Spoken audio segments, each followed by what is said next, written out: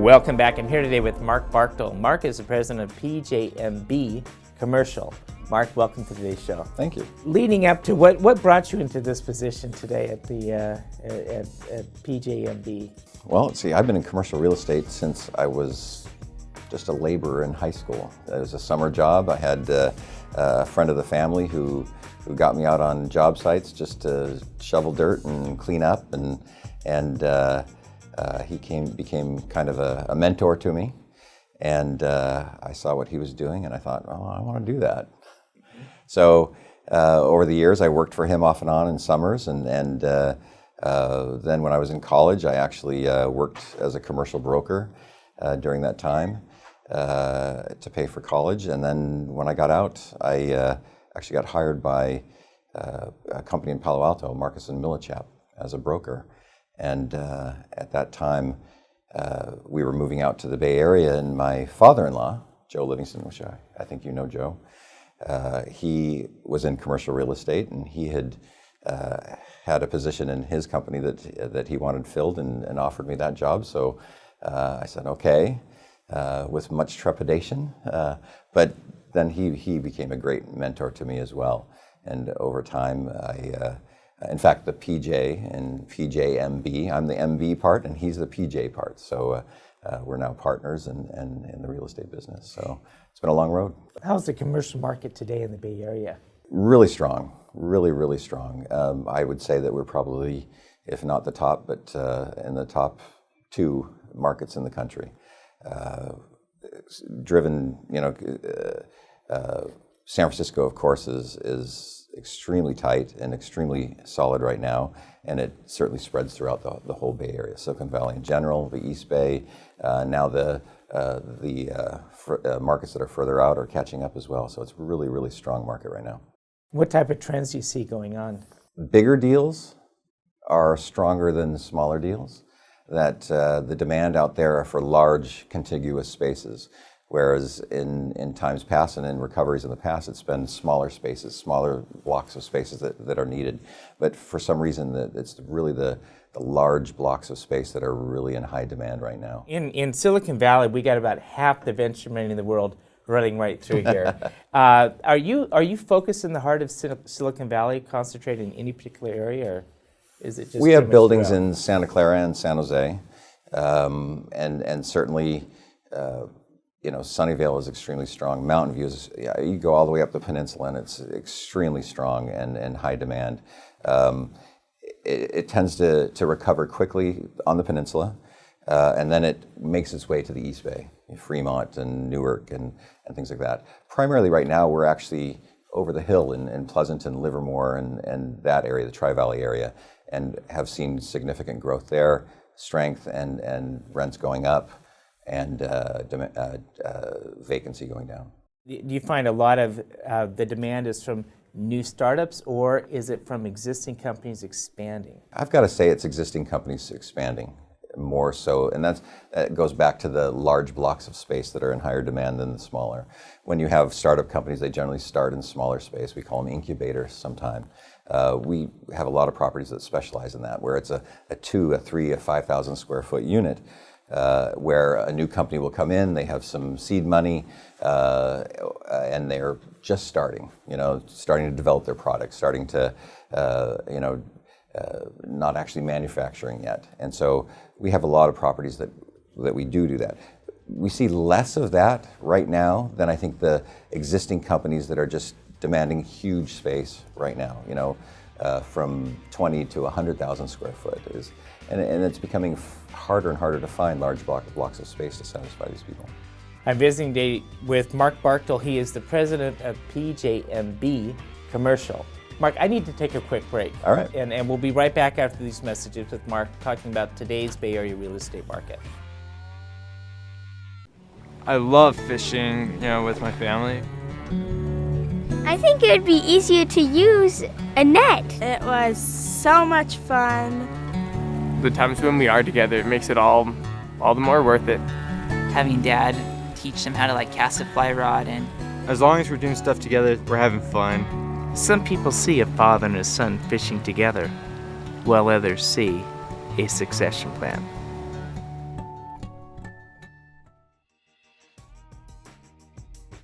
Welcome back. I'm visiting here today with Marc Barkdull. He is the president of PJMB Commercial, a real estate company located here in the San Francisco Bay Area. Yes. Marc, before you gave us the lay of the land and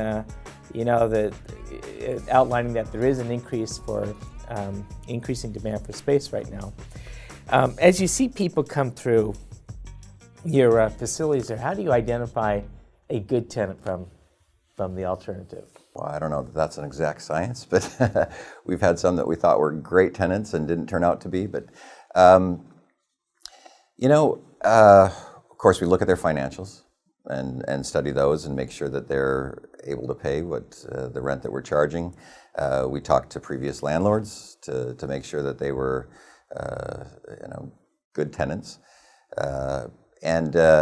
We like to see a business plan, especially if it's a newer company, and we like to look at their business plan. But, honestly, it comes down to, I won't do a deal unless I sit across the table from somebody and get a feel for them. I might be talking to them about nothing that has to do with real estate or their business, just to get a feel for them and who they are, and make sure that, there's going to be a relationship there. I'm about relationships. I'm not about just doing business for the sake of doing business. I like to have relationships, and we have tenants that have been with us for 20 plus years in certain buildings, and we try to really make it a relationship basis business, because I know how I make my money is through renewals. To not have to redo the space when they move out, to not have to pay a new commission to get somebody in there. Those are the expensive things.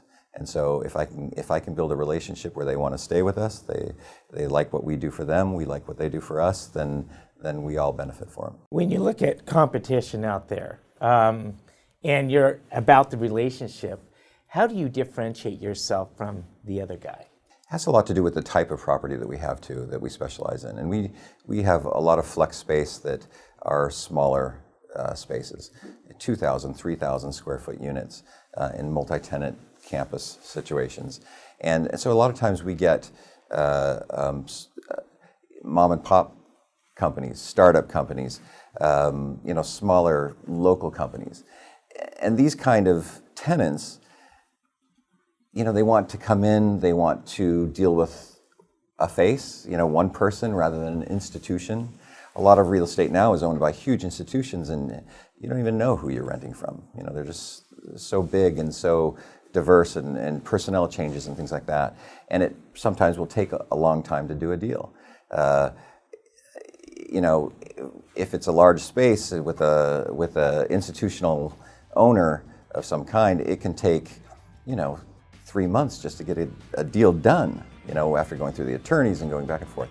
Somebody can sit in front of me, I can do a deal in an hour. I can sit down and say, okay, that's okay, and we'll go for it. There's nobody above me, there's no committee that I have to answer for. I think that gives us a real competitive edge to be able to do that, to be able to satisfy those people who want to act quickly and without a lot of hassle. When I grow up, I want to work with very successful people. I want to advise people so that they can pay less tax. Hang out with my clients on the golf course. Fishing. And on their private yachts. They will all be my friends too. I want to work with the VCs who will fund the next Fortune 500 company. When I grow up, I want to be just like my dad. Money won't buy you happiness in life, but we can help take care of your financial affairs so you can focus on what's really important.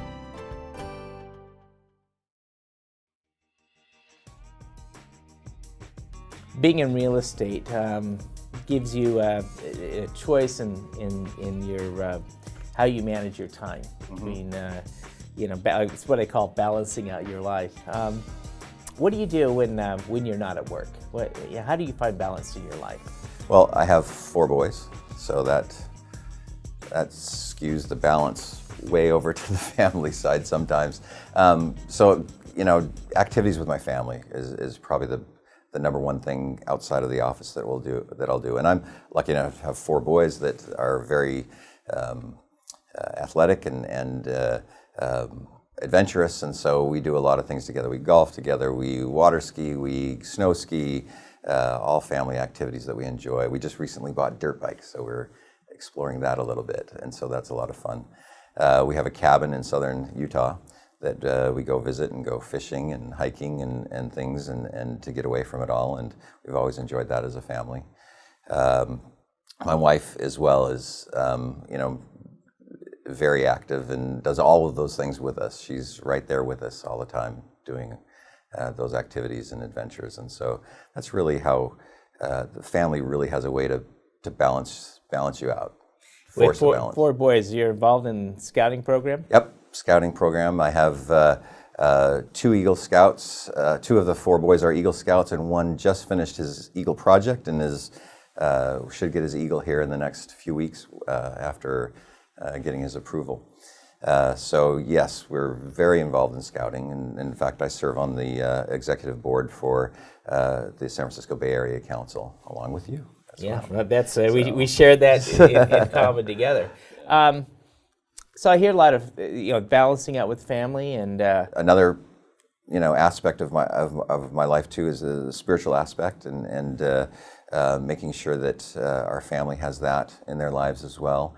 And so it's difficult, and especially in the Bay Area. The Bay Area is the pace is just incredible, and for the kids even in school. And so it's really important and really important to me to find that balance and to strive for that. And I don't always achieve it, but I really try hard for that. And notice that the kids at home, unless you're teaching spirituality or a spiritual foundation in their life, they're not going to get it from school or anywhere else. Exactly. It comes from us. When everything comes in down to at the end of life, how are you going to define success in your life?